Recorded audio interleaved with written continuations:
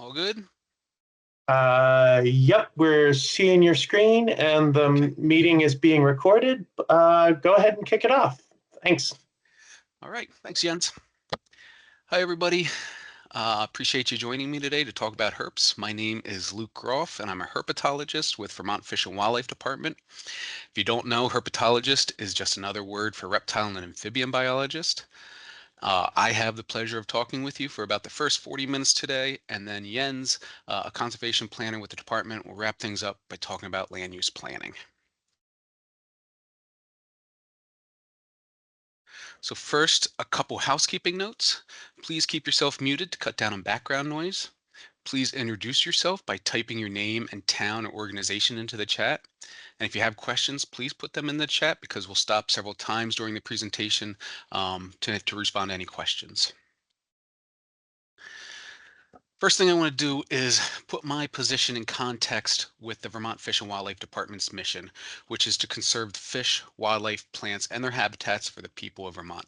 So this is a big, complex mission. It takes a whole village to get it done, and my small role with the department is to work towards conserving the state's 40 species of reptiles and amphibians.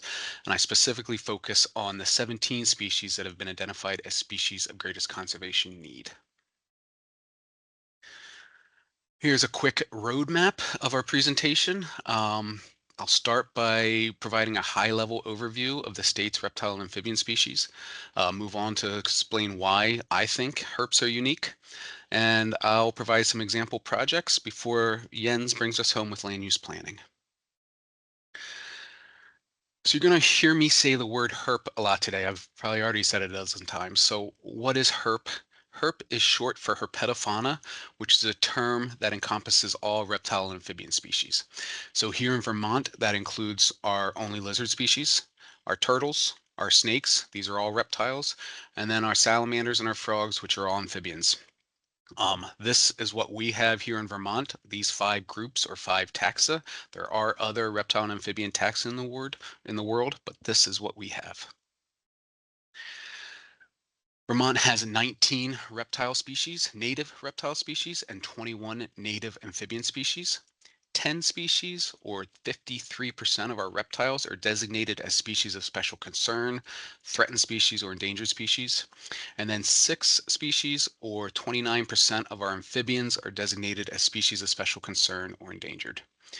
So next, I'm going to introduce you very, very quickly to our 40 reptiles and amphibians. But for time's sake, I'm only going to be able to focus on just one species for each of these 5 groups. But if you want to learn more, if you're interested and you haven't found it yet, please check out the Vermont Reptile and Amphibian Atlas's website. It's a great resource for us here. They have information on all 40 native species, identification tips, species habitats, distribution maps, all sorts of information. So it's a wealth of information. So I encourage you to check that out. This is our state's only lizard, the common 5-line skink, only lizard species, I should say. It's state endangered. You can see here on this map, it's got a very restricted distribution.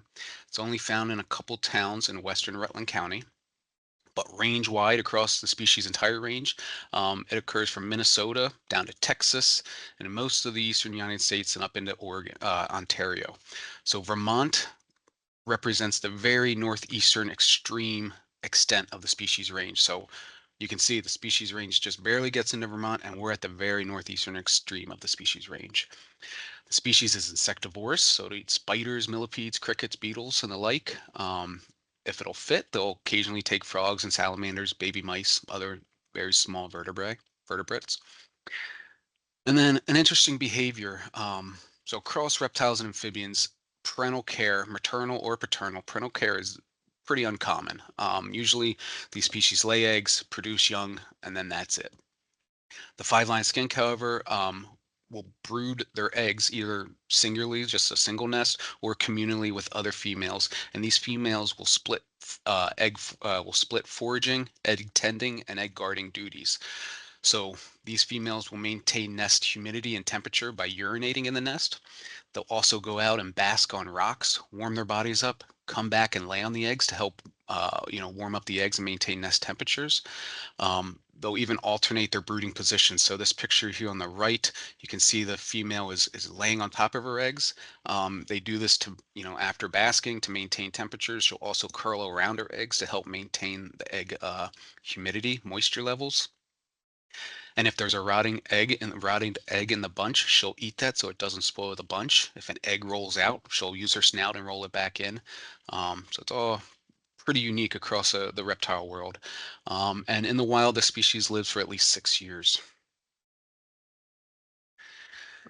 Here are our 7 turtle species. I'm sure everyone has seen or aware of snapping turtles and painted turtles. These species occur across the state and most of our water bodies, our permanent water bodies. The painted turtle is our official state reptile. But we've probably got species that maybe you've never heard of. So there's the spiny softshell, which is state threatened. We'll talk about that later. The spotted turtle, which is state endangered. Talk about that one later too. The northern map turtle, the wood turtle, which is special concern, and then the eastern musk turtle or stinkpot, which is also special concern. But the species I want to talk about is the wood turtle right now. So here in Vermont, this is a special concern species. It's being reviewed for federal listing. We were supposed to know last year, still waiting on the official determination, but if it is listed as federally endangered or threatened, it'll automatically be listed similarly in the state. So across its distribution, it's found from Minnesota east to Nova Scotia and down to Virginia. It's a river valley specialist, so it prefers these meandering streams and rivers with moderate flows and that have sand and gravel bars. It's omnivorous and will eat leaves, flowers, fungi, berries, snails, insects, worms, even carcasses. One interesting behavior about this species is it does something called foot stomping and shell thumping. There may be a more technical term. If it is, I don't know what it is. But basically, this turtle will stomp its feet and it'll lift its shell off the ground and bring it down to thump on the ground. And this brings worms to the surface where it'll grab the worms and eat them. And the thought here, there's some videos online, you can check them out. It's pretty interesting. But the thought is that this kind of mimics rainfall. So if you're ever out in the rain, worms are coming to the surface. And this species lives at least 60 years in the wild, probably more like 80, maybe even longer. So a very long-lived species. Here are 10 of our 11 snake species. I'm sure everybody probably on this call at some point has seen a common garter snake in their life. Very common in our state and across eastern US. Very similar to the eastern ribbon snake, which is much rarer. It's a species of special concern. We've got 2 large black snakes, the North American racer and the eastern rat snake. Both are threatened. Very similar looking, but they occur in different parts of the state. We've got the common water snake, the eastern milk snake, and then we have 3 small slender snakes. So the red-bellied, the ring-necked, and the decay snake. And then there's the beautiful smooth green snake. If you ever seen a dead snake that has turned blue, it's likely this snake. So after death, the yellow coloration in this snake fades and leaves the blue. And then our last species is a timber rattlesnake. This is our only venomous snake species in the state, and it's restricted to only a few towns in western Rutland County. So outside of western Rutland County, we don't know of any populations. The snake you can see comes in 2 flavors. There's the black phase and the yellow phase. It's state endangered, and we can talk about this species later on in the presentation. But the species I want to focus on is the North American racer, which is state threatened. You can see it's restricted to southeastern Vermont, but across the species distribution, it's one of the most, if not the most widespread snake species in all of North America. So it ranges from California to Washington, Maine to Florida, California or Canada to Mexico, very wide ranging. It's carnivorous. It'll eat birds and bird eggs, squirrels, snakes, small mammals. The juveniles tend to focus on smaller items, insects, spiders, herps, even small young mammals if they can fit in their mouth. Um, One interesting aspect about this species, as you can see from these pictures, on the ends here we have adult snakes. They have this uniform black color on the top of their body. Here in the middle we have juveniles. So you can see the juveniles have a blotchy, a patterned appearance, much different than the adults. This probably has something to do with predator avoidance. So as juvenile snakes are much more vulnerable to predators, so this patterning likely helps them blend in better. But by about 30 inches, these juveniles will have reached their adult coloration. And in the wild, this species lives at least 10 years. These pictures were taken last May, so almost a year ago. At that point, racers had not been observed or reported in the state since 2014. So for 10 years, nobody has seen a racer or at least reported it to us. So Jim Andrews here with the Vermont Reptile and Amphibian Atlas, we organized this volunteer event. I had a number of volunteers walking known habitats, and right here, this fellow Sebastian found this beautiful adult racer, measured 1 inch short of 6 feet. We're all really excited to find this snake. It was the first one, like I said, first one seen in 10 years. So here are our state's 10 salamander species. These first three here, Jefferson, blue spotted, spotted, these belong to a group referred to as the mole salamanders. So outside of the breeding season, which is coming up here soon, outside of the breeding season, they're typically below ground, under logs, under rocks, things like that, and we don't typically see them outside the breeding season. The eastern newt, very common species. If you ever taken a walk in the woods during or after a rainstorm, you see those little tiny red spotted salamanders. Those are called red Fs. That's the juvenile stage of this species. The mudpuppy is special concern. It's our state's largest and only fully aquatic salamander. The four-toed salamander, also special concern. We'll talk about this one next. We have three stream-associated salamanders, the spring salamander, northern two-lined, and northern dusky. And then the eastern redback salamander, which is our state's most common species, found in forested habitats statewide. Four-toed salamander. So this is a species of special concern. It's primarily restricted to the Lake Champlain Basin, but this is a species that's not often reported, not often seen. So this is likely an underrepresentation of the species' full distribution here in our state. Across the species distribution, it's patchily distributed across the eastern half of the U.S. So patchily distributed because it requires specific habitats. It's insectivorous. And one interesting aspect of this species behavior, much like the skink, is that it provides maternal care, which again is unique. So females will lay their eggs typically in mats of sphagnum, usually sphagnum, sometimes other things. You can see here's a female with her wrapped around her eggs. So she'll lay their eggs in sphagnum. Sometimes multiple females will communally nest, and at least one female tends to stay with the eggs until they're birthed. So upon hatching, the larvae wiggle out of these eggs, they wiggle out of the sphagnum moss, and then they drop into the pool below. So what's interesting is that these nests are actually above the water line, unlike almost all of our other species. So if you're looking for four-toed salamander nests, you'd be looking out here on the side of these logs because the larvae have to fall into the water below, so the nests are typically laid on overhangs. Um, and then in the wild, this species lives at least 9 years. Moving on to frogs. So we have 11 frog species. Here's 10 of them. We have two toads. So the Fowler's toad, which is state endangered, and the American toad, pretty similar looking. We have two climbing frogs that have adhesive discs at the end of their toes. So we have the gray tree frog and the spring peeper. We have the endangered boreal chorus frog. This species, I believe, hasn't been detected or reported or observed in the state since 1998, I believe, maybe 1999. We presume it's extirpated or locally extinct now. We have two spotted frogs, pickerel and northern leopard, and then three green-faced frogs, American, green, and then the mink frog. Our last frog species is the wood frog. This is found statewide in forested habitats at all elevations, primarily breeds in vernal pools and other bodies of water that don't have fish. And its claim to fame is its ability to freeze during the winter. And I'll talk about that during the next section. So Toad I want to focus on is the Fowler's toad. This is state endangered. It's restricted to the Connecticut River Basin. Right now, we only know of one current population down here in this very southeastern extreme of the state, but across the species range, um, it occurs east of North in the eastern half of North America. Um, Vermont and New Hampshire's populations represent the northeastern extreme of a species range.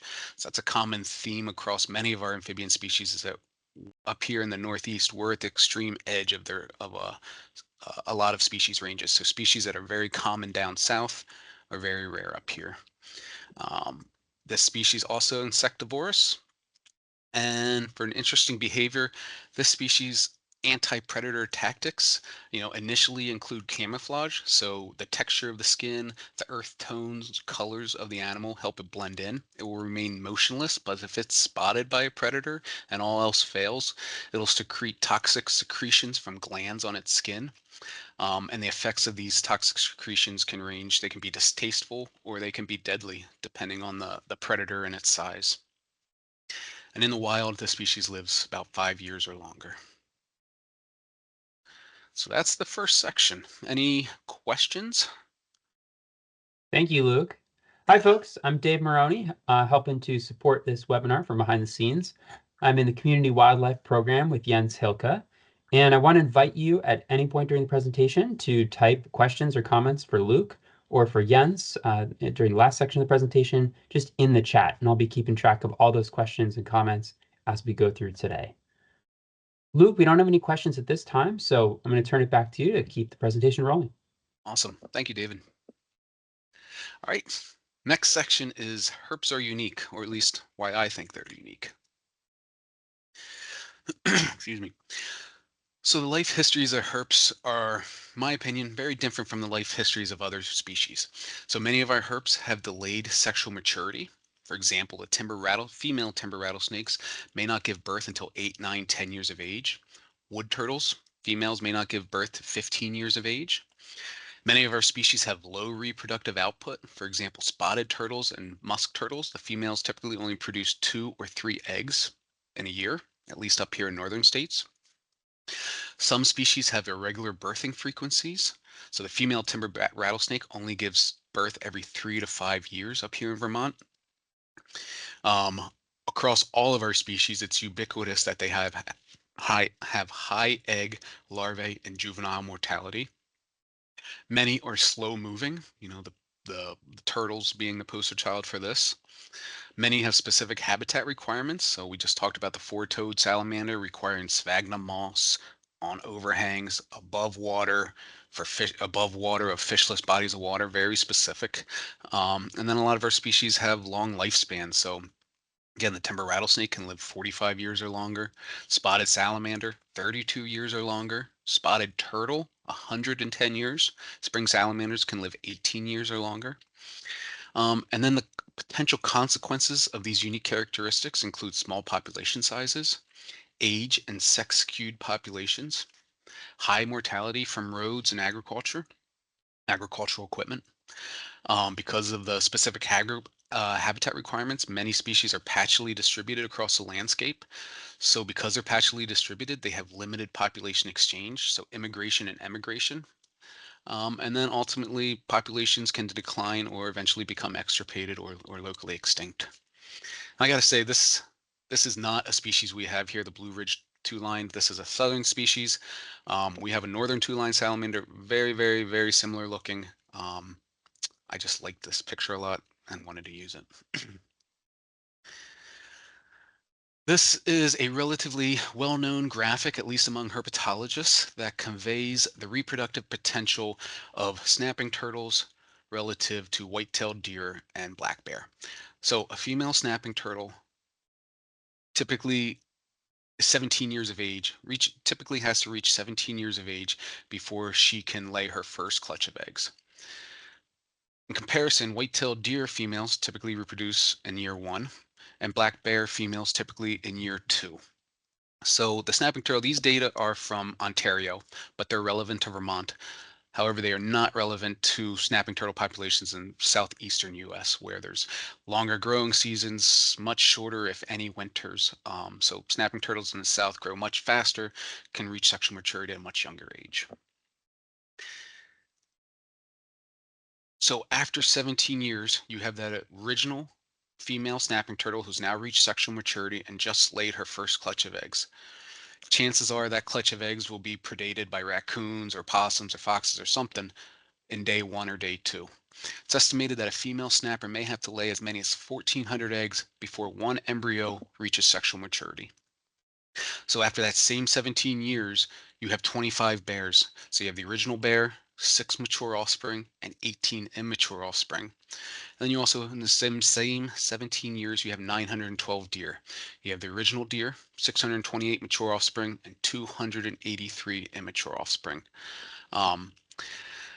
This graphic does not account for mortality, but I think it does a really good job of conveying the reproductive potential of these species.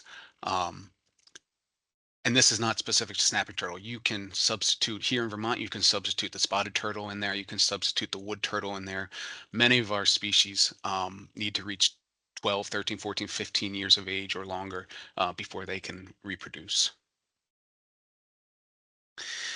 Here are some threats facing our herp species. So some of these are common to other taxa, mammals, birds, and some of these I think are relatively unique to herps. The ones in blue, illegal collection and persecution, are two that I think are unique to herps and that I'll talk about quickly. So one unique threat to herps, in my opinion, is illegal collection. This is mostly geared towards turtles, but it can be other species as well, but turtles are commonly collected from the wild and sold in overseas markets. They're sold as status symbols. They're sold for pets, for jewelry, food, medicinal purposes, aphrodisiacs, even cultural and religious reasons. And the rarer a species is, and the more uniquely patterned a turtle is, the more valuable it will be. So this group, the Collaborative to Combat the Illegal Trade in Turtles, CCITT, it's a relatively new group composed of state and federal biologists and law enforcement individuals. And the mission is to advance efforts to better understand, prevent, and eliminate the illegal collection and trade of North American turtles. So I'm a member of CCITT, and this is a graphic that the group produced. So this graphic highlights some of the more significant turtle busts between 2018 and 2022, so just 4 years. This doesn't include every significant bust. It doesn't include the smaller busts. This is just a snapshot. So the tip of the iceberg is what we like to say. And for every illegal collection event that occurs, for every one that's found out about and that's busted and broken up, disrupted, there's countless other illegal collection events going on that go unnoticed. So let's see. So North Carolina, 722 eastern box turtles, 122 spotted turtles. In Florida, 3,500 turtles. Kentucky, 915 eastern box turtles, 134 box turtles, 178 eastern box turtles, 127 wood turtles, 220 spotted turtles, 77 diamondback terrapins. In Georgia, almost 6,000 loggerhead turtles, 743 common musk turtles, 1,500 turtles, 1,000 eastern box turtles in Oklahoma, 4,000 turtles in Florida, 3,500 terrapins in New Jersey. These are crazy numbers, nowhere near sustainable. So collection numbers like this will decimate populations. I want to say that Vermont is not immune to legal collection. So just last year, a Chinese national was arrested. She was arrested by Border Patrol agents, and she was caught trying to smuggle 29 eastern box turtles from Vermont into Canada by paddling them across Lake Wallace. The turtles were illegally collected in New Jersey. And the woman spent 5.5 months in jail and was ordered to pay $8,500 in fines and restitution. So I'm glad she was caught. I'm glad there were some consequences. But in my opinion, that $8,500 fine, nowhere near adequate. So these 29 box turtles would have brought a heck of a lot of more money overseas selling them than what she paid in the fines. So in my opinion, we need to do a much better job at matching the consequences of illegal collection with the potential rewards of illegal collection, or it's always going to be in the illegal collector's benefit to do this. Another unique threat to some herps, primarily our snakes, is fear and persecution. So from an early age, we've been taught to be afraid of snakes. We've been taught that snakes are conniving, deceitful, dangerous. And I get it. I have these conversations all the time with people. It's innate. They look different. They don't have arms or legs. They move different. They don't have eyelids, so they don't blink. They're very different. Um, but very few snakes are venomous and can hurt you. So of our 11 snake species, we only have the one venomous timber rattlesnake. It's very mild mannered, and it's only found in a couple towns in western Rutland County. And personally, I'd rather have healthy snake populations around than have mice in my house and other pests in my garden. Another unique trait is how herps overwinter. So obviously they can't fly south to warmer climates, and as ectotherms, they can't warm themselves. As ectotherms, their body temperatures will always mirror that of their surroundings, to mirror the temperature of their surroundings. Most of our herp species here can't survive freezing temperatures, so most of them retreat to freeze-free spaces with warmer temperatures and more constant temperatures, so below frost lines, seeps, underwater, places like that. However, some of our species do have the ability to survive freezing.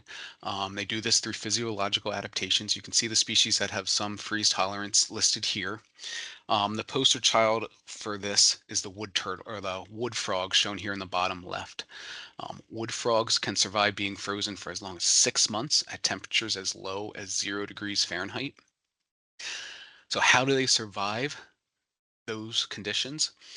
They do this partially by shunting or removing the water from their cells, and then they replace that water with glucose, urea, and glycerol, all which act as a natural antifreeze.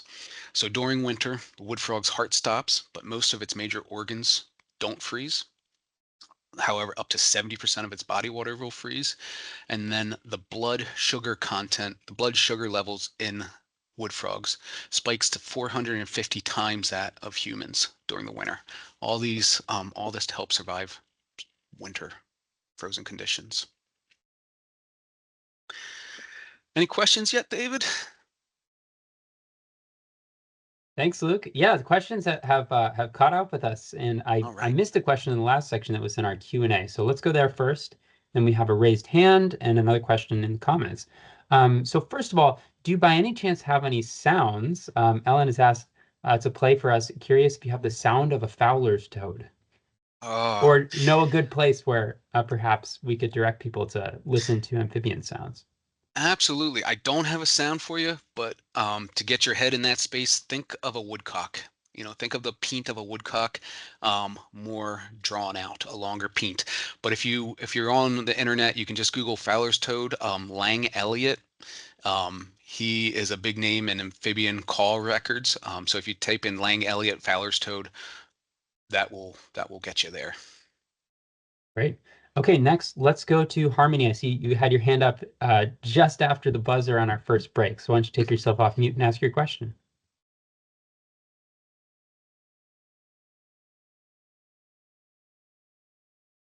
You're good. Oh, no, you're still on mute. We're not hearing you yet. I can also encourage you, Harmony, to type out your question in the chat, and I can. Oh, there you go. I actually can't use the chat at all. I've tried all sorts of things, and it won't let me write anything. So Okay, I'm apologies. Harmony. I don't work within wildlife conservation, but I studied it for both of my degrees in Oregon, and I homeschool my kids, so they've been drugged to all sorts of wildlife conservation meetings their whole lives. But we currently own 5 acres in Florida with quite a lot of endangered species on it, and we work with a herpetologist down there. And then we own just 2 acres in Brandon, but we've seen that striped skink on our land here, and quite a lot of other reptiles. So we're trying to learn more about how to take care of them. Thank you, Harmony. I appreciate you saying that. Brandon is outside of our known skink range. So typically our skink populations are along Lake Champlain, rocky edges, cliffs, things like that. Sometimes skinks are confused with salamanders. You know, they look very similar and they have stripes, but if you ever get a picture of your critter, please email it to me. And you know, if it is a skink, we'd be super excited about that. Okay, will do. Thank you. Great, thanks, Harmony. And apologies about the chat. I know sometimes we have some troubles with our platform here on Teams. Okay, one more question for you, Luke, and then we'll jump right back in. This is from Andrea. How can we help prepare habitat for species moving north with climate change? Good question. Good question. So I wish I had a one size fits all answer to that. But you know, different species have different requirements. So some of our species, say the green snake, it requires these early successional habitats. So think, you know, grasslands, shrublands, things like that. Whereas say the wood frog requires, you know, canopy cover and vernal pools embedded in forested landscapes. So I don't have a one size fits all, but one thing I can point you to is there's a organization I'm involved with, Partners for Amphibian and Reptile Conservation, PARC, PARC. And if you Google or search for park habitat guidelines, um, I think there's four regions, maybe I think there's four regions of park, and there's habitat management guidelines. It's like a thick book. Now they're all available free online in PDF form. And there's one specific to the Northeast, and that talks about different habitats, which species uses them, and how you can improve them. So I'd point you to that as a good place to start. But if you have specific questions, you know, feel free to email me and we can talk about specifics.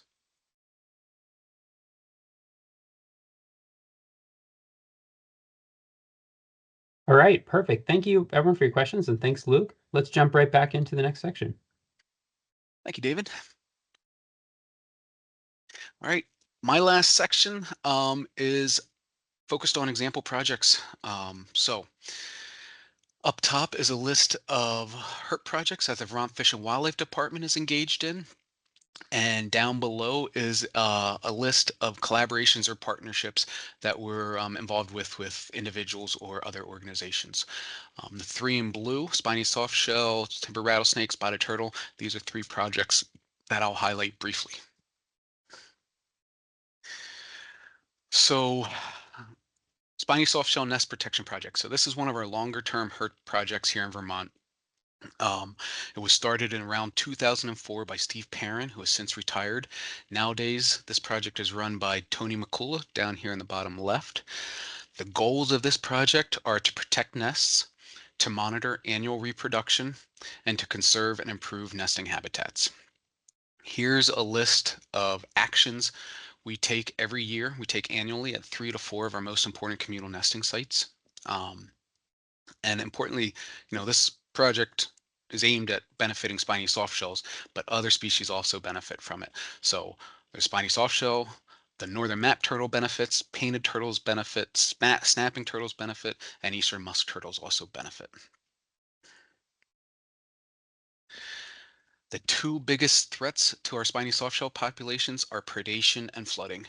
So despite installing exclusion fencing, despite installing electric fencing, despite trapping predators, persistent predators, despite laying down these wire mesh panels to protect nests, predators still are able to destroy nests. You can see that here, they got under the wire here. So for example, despite our best efforts, raccoons, skunks, possums, and foxes, they predated between 27 and 79% of softshell nests annually between 2004 and 2023. The other threat, flooding. So this is one of our four important communal nesting beaches. This is a spit or peninsula of sand. It's usually not underwater, and this is typically where the spiny softshells place their nests at this site. This picture was taken during the July 2023 flooding event. You can see it's underwater, and that flooding event resulted in a total loss of all softshell nests laid that year at that site. Here's a summary of some of our spiny softshell nest protection data. So despite our efforts, 48% of all softshell nests were predated during these 3 years. However, 3,200 hatchlings, almost 3,200 hatchlings were produced. If you're checking my math, I know these numbers don't add to 100, but sometimes like a nest may be classified as both predated and successful. So right here, if this raccoon or whatever predator got this nest, if there was one egg or two eggs left in the bottom that produced a hatchling, Tony may have chalked this nest up to both predated and successful. So these figures show number of successful nests during a 20-year period on the left, and number of live hatchlings produced during the same period on the right. You can see we're trending in the right direction for both of these. We're at a much better place than we were earlier. These few dips in each of these figures, they're associated with high water or flooding years, cold snaps, and high predation years. Next project I want to highlight is a collaborative one involving Vermont Fish and Wildlife Department, the University of Vermont, the Oriane Society, the USGS Vermont Cooperative Fish and Wildlife Research Unit, the Smithsonian, and then the U.S. Fish and Wildlife Service. So Anila, Brittany, Kylie, and myself are the core team of this project, and Anila is the graduate student running this project, advised by Brittany. Did a great job leading this project. It's wrapping up this year. So the general goals of this project were to find new spotted turtle populations and to better understand the species distribution in Vermont. And the motivation behind this project stems from the fact that we only have 3 known populations across the entire state. These populations are found in Addison, Bennington, and Windham counties, so they're widely separated by up to over 100 miles. 2 of the sites are separated by 100 miles. But there's presumably lots of suitable habitat in between these populations. So we were hopeful that there's other populations. I'm still hopeful that there's other populations out there waiting to be found. So here's a schematic of our project. One objective was to develop a habitat suitability model, statewide habitat suitability model. Another objective was to develop best practices for eDNA sampling. Then using those outputs, we wanted to conduct multi-method surveys and collect samples at prioritized sites based on our model's output. And then we were going to find tons of spotted turtle sites and implement habitat management actions necessary at those sites. So if you don't know what eDNA is, eDNA stands for environmental DNA. Basically, this involves collecting environmental samples like soil, air, scat, or water, and then analyzing them for the presence of our target species DNA. So here, in our case for this project, we collected water samples, and the Smithsonian Institute analyzed them for trace amounts of spotted turtle DNA, which could have come from feces or urine, mucus, shed skin cells, upstream carcasses, things like that. So the team, and especially Anila, put a ton of work into this project. For example, Anila created a statewide predictive model. We collected 162 eDNA samples from 6 sites. We set baited traps for 826 trap nights at 18 sites. And we deployed camera traps for almost 3,500 trap nights at 8 sites. And what do we have to show for our efforts? Unfortunately, we did not find any new spotted turtle populations. However, we did develop effective eDNA collection and analysis protocols. So spotted turtle eDNA hadn't been done before this project, so we're happy with the effectiveness of our protocols. And this is a survey technique that I think holds great promise for finding these species because it's a hard to detect, small, hard to detect species. So in my mind, I'll keep using the eDNA approach, and hopefully it's just a matter of time until we find new sites and populations. And also, as part of this project, we're now in discussions with a landowner about purchasing around 40 acres of spotted turtle habitat, as well as conserving hundreds of more acres through one of our conservation partners. So we're all excited about that. And the last project I want to talk about is our Timber Rattlesnake Conservation Project, which involves research, threat monitoring, habitat management and conservation, and outreach. The Nature Conservancy is a very important partner in this work. The Nature Conservancy has conserved almost all of Vermont's known timber rattlesnake dens and thousands of acres of the species' summer habitats. So my predecessor, Doug Blodgett, led a rattlesnake radiotelemetry study in 2011 and 2012. This figure summarizes the movement data for the 22 snakes that were tracked. So each of these different colors represents a different snake, and each of these points or dots represents a location where the snakes were found. Um, so two ways to present or to think about movement data are through mean total distance moved and mean maximum displacement. So mean total distance moved, average total distance moved. This is basically if you summed up the distance of all these straight lines between each of these points for each snake, that's the total distance the snake moved during that year. So you can see for the 17 males that were tracked, on average they moved 7.3 miles in a year. The 3 females on average moved 3.2 miles. The gestating or pregnant females on average moved 1.4 miles. And then across all 22 snakes, the maximum total distance moved was 12.6 miles. The other one, mean maximum displacement. So if you can see, all these snakes converge here, and these snakes converge around here. And that's because this are where the dens are. So all these snakes have to return to the den to survive winter. So mean maximum displacement is basically the straight line distance from the den to each snake's furthest point. So for our males, on average, they move 2.2 miles straight line distance. Females moved 1.4 miles straight line distance. Gestating or pregnant females moved less than a mile straight distance. And then across all 22 snakes, the greatest maximum displacement, I'm guessing it's for this yellow snake, was 3.6 miles. So that's, almost 4 miles one way, and then a 4-mile return trip in the fall. What I'm not showing you is there's a major highway or a major road right here. So one pattern that emerged is that our snakes moved northeast and east, and they avoided going across the road. And that's likely because those snakes, over time, the ones that did go west and cross the road, were eventually killed. Um, and what I'm also not showing you is that Vermont's second timber rattlesnake, we only have 2 populations. The second timber rattlesnake population is located about 7 miles west of this one. So this road serves as a significant barrier to those populations. But we're working with VTrans on a potential under-road wildlife crossing to benefit timber rattlesnakes, eastern rat snakes. Many of our snake species occur here, as well as all the mammals that will use that. So we're hopeful that will happen. Another way to think about movement data is to calculate the area that the rattlesnakes occupied across a year. This is the home range. So the males on average occupied around 1,400 acres. Females on average occupied about half that, 700 acres.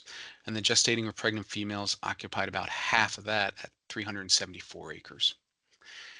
This X-ray shows a radio transmitter. So this is what vets implant in snakes. This is what allowed Doug to track the snakes across years. And then also this is a passive integrated transponder, the smaller tag or pit tag. This is the same thing that vets put in your cats and dogs. In case they run away, they can tie that animal. They can scan the animal and tie that tag number to you. We put those in snakes so that we can identify individuals. So if I scan this snake, get this unique alphanumeric number from the pit tag, I'll know when the snake was captured and every other location, every other time we've observed that snake. I'm going to skip this slide. I'm sorry, but I'm running long. Last thing I want to say is that for anyone living near our timber rattlesnake population, so again, think Western Rutland County, please know that we offer a free service to relocate any unwanted or nuisance rattlesnakes or rat snakes. We also move rat snakes on your property. So myself, TNC, and some local volunteers and the local warden, this stuff is all available on our website. So you don't have to memorize it. You can find it on our website. We typically move 5 to 10 snakes a year. You can see the numbers over here. And this face-to-face interaction with landowners and residents provides a great opportunity to dispel myths about rattlesnakes and to promote true facts and benefits. So it's a great program. Hopefully you can use it if you're in Western Rutland County. And that's all I have. Happy to take any other questions. Thank you so much, Luke. That was fantastic. Let's check in with Jens real quick, do a time check. We've got about 15 minutes left here and want to make sure we have adequate time for our last section. Jens, do you want to Absolutely. take over? No, focus on questions for Luke, and then I'll take over. All right, perfect. So it looks like we just got a couple questions here. So first, a slightly humorous question. If wood frogs spike their glucose this so high during the winter, does that make them delicious? That's a question from Danielle, who promises that they'll not eat any wood frogs, but it does raise an interesting question. You know, could it make them more palatable to predators, for example? They taste horrible. Don't try it. um, no, that's a great question. I don't know the answer to that, but what I will say is that during the winter when those glucose numbers are spiked and they're potentially more delicious, they're down in the frozen dirt, in the frozen soils. So hopefully safe and sound from any predators. Great. They probably wouldn't go down well either, being so hard and frozen. All right, next question. Regarding that underroad road crossing project that you mentioned, is there a link where folks can learn more about that information or track progress? No, unfortunately, I don't know of any link. This is still in the planning phases. Jens is involved. I'm involved. VTrans is involved. Um, Jim, it's Jim Andrews, excuse me, with the Herp Atlas. He's involved. So it's still in the planning phase.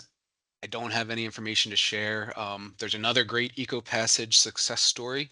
If you haven't heard of the Moncton Salamander Crossing, you can Google Moncton, Vermont Salamander Crossing. There's a great story map and great information about that one. So hopefully that helps. Thanks, Luke. We'll get that link for you and post that in the chat shortly. We got time for one more question then, real quick, Jens, or do you want to take over? All right. Harmony, I see your hand up, so if you got a quick question, you can sneak that in now. Go ahead and take yourself off mute.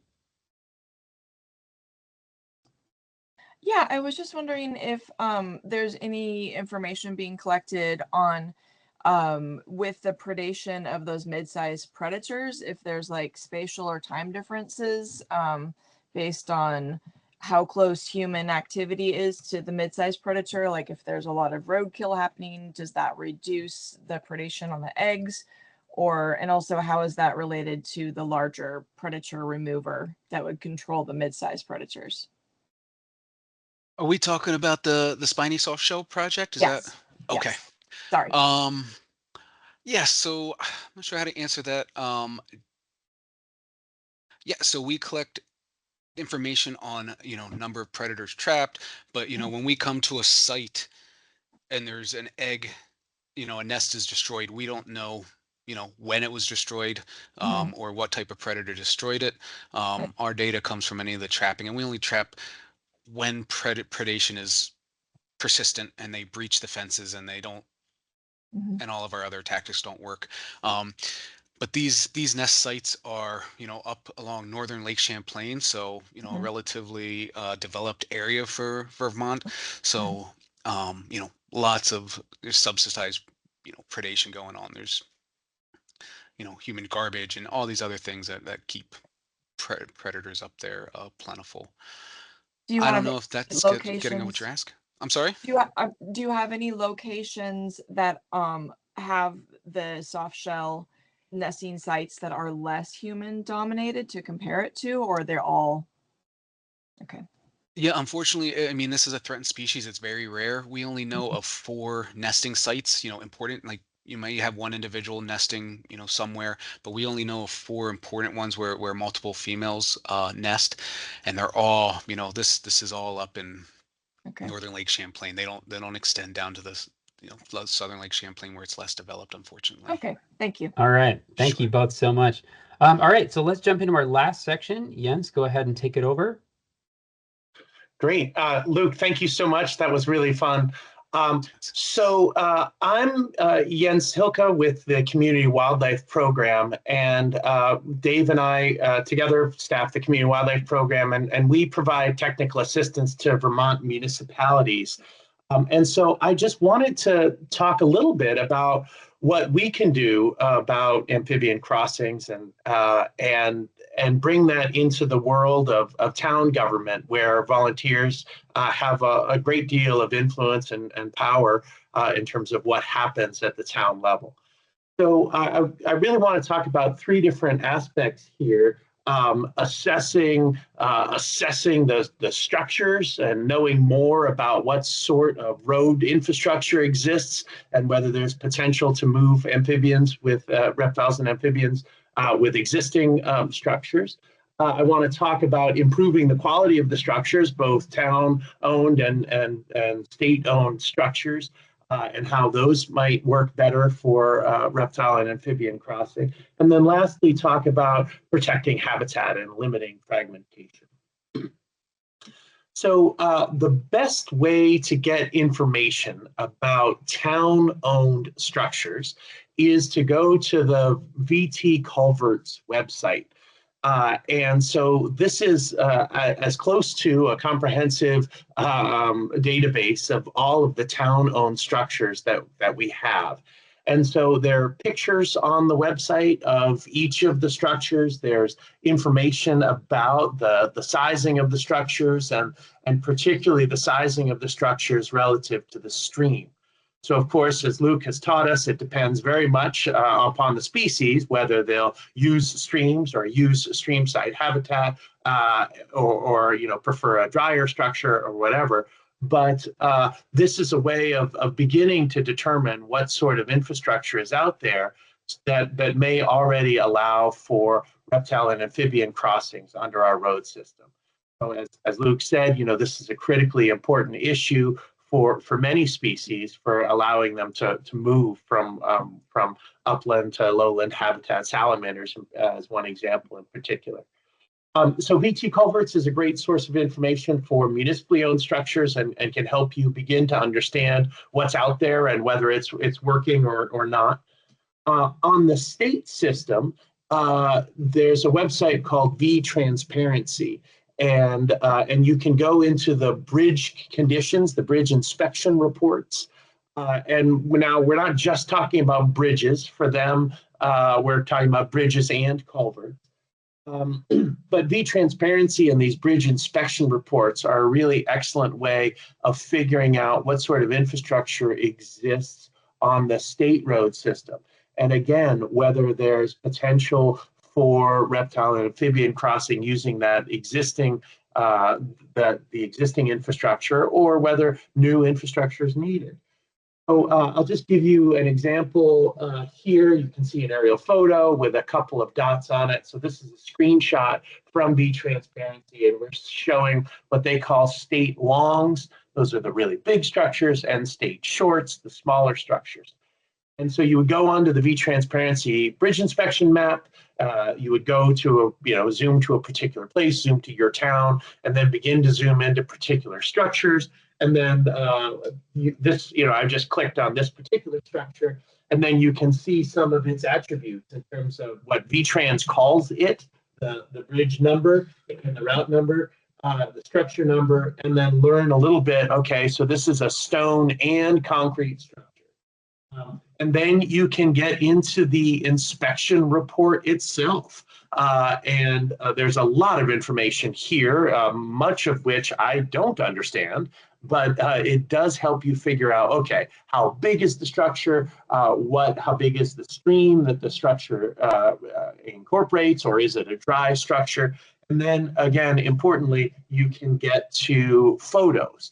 So here is one of the easier ways of figuring out all of that infrastructure that's out there. And so at the town level, a conservation commission or a group of volunteers can begin to get a sense of the road network and the infrastructure and the extent to which that may or may not work for a reptile and amphibian crossing.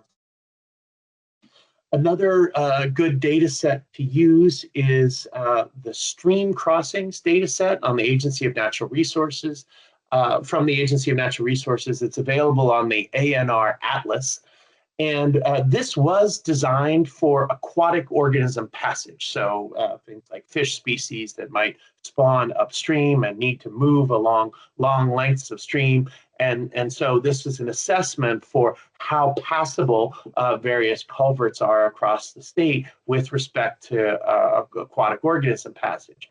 But again, the same information is going to help us learn about the potential for reptile and amphibian crossing. And so here again, what you see on screen is all of these culverts that were inventoried, and then the passability ranking, again, that's for aquatic organisms. So, fish might be able to jump 1 foot or 3 feet if they get the hit the eddy just right. And so fully passable would mean that there's no barrier whatsoever, and completely impassable would mean a huge waterfall that fish would be unable to jump up through. So again, we have to infer the relevance for the species that we're talking about, but it is helpful to be able to drill down into the particular structure. And so here again, we can learn more about some of the basic attributes, and then there's a full page description. And so I find these pictures really helpful. Again, I don't understand all the engineering information, but I find the pictures really helpful for being able to envision whether a particular species might be able to use that structure or not. So as we're talking about this idea of assessing the crossings, we're not just talking about the infrastructure, but also about the animals. And so there's a lot of community science options for doing inventory of reptile and amphibian populations. And so this could be roadside tracking or roadkill counts, habitat inventory and assessment, and even camera trapping. The cameras won't work, are designed to work for warm-blooded animals where there's a heat difference, but you can set them up as what we did in the next example. You can set them up to just take a picture every minute. And so you can record information about salamander crossings, for example, using camera. So there are these community science options that will really help you inventory more and learn more about populations that exist in your town. And the combination of understanding more about the populations that exist and the infrastructure that exists can really help you begin to make the case for improving connectivity for these species. Now, the next piece is about improving the infrastructure.